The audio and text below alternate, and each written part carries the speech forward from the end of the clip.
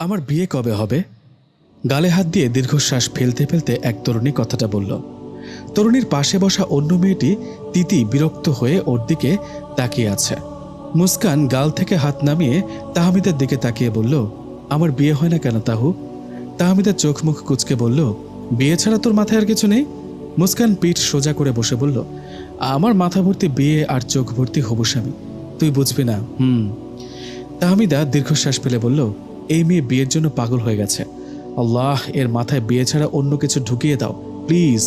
পাগল হব না কেন? জানিস, একজন সাহাবী আমাদের প্রিয় নবীর সমস্ত সুন্নত পালন করেছিল, কিন্তু অসচ্ছলতার কারণে বিয়ে করতে পারেনি। বিয়ে করাটাও যেহেতু নবীর সুন্নত, সেজন্য ওই সাহাবী প্রচুর কান্না করতেন। তাহলে আমি কেন বিয়ে নিয়ে ভাববো না?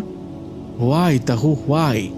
তাহমিদা শীতল দৃষ্টিতে মুস্কানের দিকে তাকিয়ে বলল, তোর সাথে তর্ক করে যে তার স্বপ্ন